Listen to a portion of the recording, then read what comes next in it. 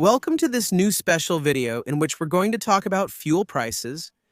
It's a hot topic right now with all the geopolitical events happening. The price of fuel has skyrocketed, now well over €2 per liter for diesel and almost €2 per liter for unleaded. And while everyone is asking the French government for a temporary reduction in taxes on it in order to get prices back to something close to normal, to boost French purchasing power, the government announced the exact opposite a few weeks ago, the opposite with the introduction in the coming months of a European tax on fuel prices. And, of course, a new tax also means a new price increase.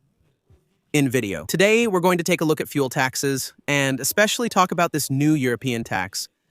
So, you know what it's for and how it's going to affect you. I hope this special video will interest you. If that's the case, as usual, I'm counting on you to show it by leaving a like, subscribing for my next videos, and boosting this one. That's the most important thing for the YouTube algorithm. And I'd say it's also key for this type of video, which affects 96% of French people. Electric cars only make up 4% of the vehicle fleet for now, and it would be great if we could go from 96% concerned to 96% informed. So don't hesitate to boost and leave a comment sharing your thoughts on this fuel price increase. Are we reaching a point where fuel is so expensive that you're considering buying an electric car? Let's start with a quick reminder of the current taxes on fuel. Indeed, 60% of the price you pay at the pump goes into the government's pockets through various taxes. In other words, when you buy a liter of gasoline for €2, 1.20 euros goes into the government's coffers. This actually makes France one of the countries in the world where fuel taxation is the most punitive. Currently, there are two taxes on fuel. The first is the TIC-PA, which stands for Domestic Consumption Tax on Energy Products. Let's say it's the French tax on pretty much all types of energy, which amounts to about 40 euro cents per liter. Depending on the type of fuel you choose, it's a little less for diesel and a bit more for unleaded. The TIC-PE is the biggest tax on French fuel, but it's not the only one because on top of that, there's also a 20% VAT. What's interesting is that VAT is also applied to the TIC-PE, which means we're paying taxes on taxes because VAT is calculated on the price per liter plus TIC-PE, not just the price per liter. On top of that, there's about 15 cents from the C2E tax. Now, the C2E tax isn't actually a real tax. Since the beginning of 2026, the ecological bonus for buying an electric car called C2E is no longer funded by the state. It is funded by oil companies, and these oil companies instantly pass the cost of the CEE onto the price of fuel. Well, yes, the CEE has to be funded somehow, and its cost represents 12 to 15 cents per liter since the very beginning of 2026. So that's the current situation, and on top of that, as I was saying, a new tax will soon be added, this one decided by the European Union. This tax is called ETS-2 for Emissions Trading System 2.0. In reality, it's a new carbon tax, meaning that the European Commission has set a price on CO2 pollution. Each company receives or buys CO2 quotas. If the company pollutes less than expected, it can resell its quotas. If it pollutes more, it must buy more to avoid a CO2 fine. So if I say ETS-2, it's because there's already an ETS-2, and that's the case right now. There is an ETS-2 tax. The problem, according to the European Union, is that the current system does not cover all sectors of activity. It mainly covers industry, power plants, and certain airlines. But cars, as well as, just a quick note on this, the heating of homes were not included in this ETS tax until now. That's why the Commission worked on ETS-2, which will include these two areas. So, how will this actually work? Companies, like for example Total, just to name a well-known one. But that's how it will be. For all gas, fuel, and oil suppliers, they will have a certain number of carbon quotas to comply with regarding the emissions generated by CO2. Fuels, not that they have consumed, but that they have sold. These companies in general are not philanthropic and tend to pass on this kind of new tax to the price of the final product. And that's exactly what's going to happen with this new tax, which will take effect starting January 1st, 2027, which will raise prices at the pump by about 10 to 15 cents more per liter, which means that, let's imagine the current geopolitical tensions ease a bit, and that prices return to what we used to see on average in France. In January 2026, new ETS-2 tax unleaded 95 would cost around 1.85 euros per liter, 98 around 1.95 euros, and diesel around 1.81 euros. And even if the ETS-2 is not a direct tax on fuel, in this situation, the proportion of direct and indirect taxes paid at the pump would amount to 67% more than 2/3 of the price per liter.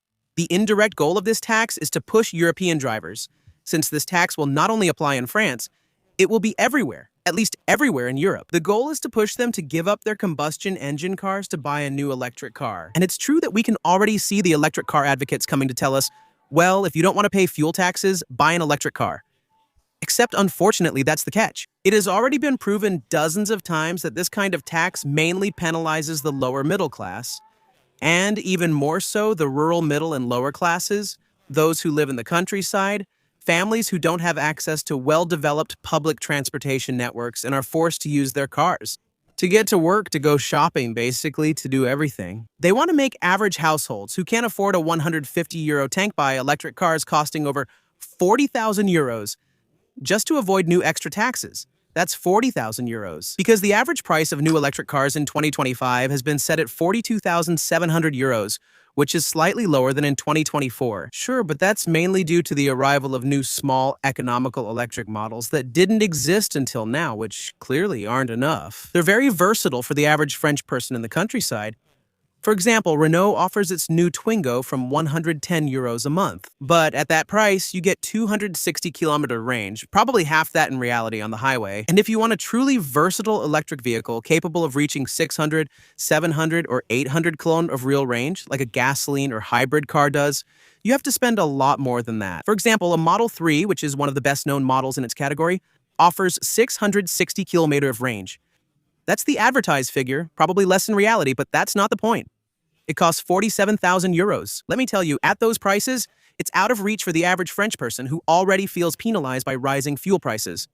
Paradoxically, the people who tend to handle these fuel price increases the best. It's the already well-off class, for whom fuel represents a smaller fraction of their monthly budget, and who, in most cases, are also the most likely to have already bought an electric car. Even if every French household switched to electric cars tomorrow, the increase in fuel prices caused by this new ETS-Two tax will, in any case, have an impact on everything else. Freight transport by heavy trucks is probably one of the biggest factors in this increase, since even now, transport companies can benefit from a partial refund of the TICB, so it's already not a full refund, but only a partial one. But above all, since the ETS-Two tax at the pump is just a pass-through of a carbon tax applied to the oil company, we can imagine that it will be extremely difficult to set up a system to calculate on what basis non-transferable heavy goods transporters may benefit or not. With the potential reimbursement of this tax on the fuel price and an increase in fuel prices for road transporters, it is certain that we will also see an increase in the final price of almost all products available in stores. What's particularly interesting is that this ETS-Two tax has been considered counterproductive both for France's economy and for the environment. There are several groups of experts who have analyzed the situation and believe that the argument of climate effectiveness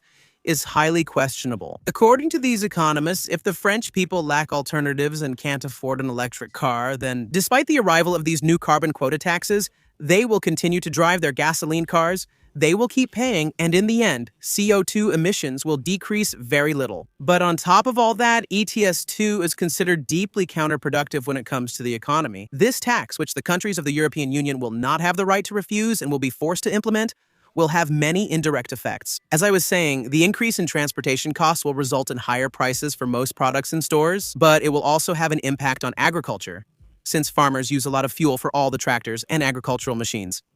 This will also result in an increase in production costs. This means either lower profit margins or higher agricultural product prices, which will also affect businesses. Many companies have fleets of hundreds or thousands of vehicles, including non-electric and plug-in hybrids. And for them, these will be additional costs that would reduce their margins or could push them to increase their prices.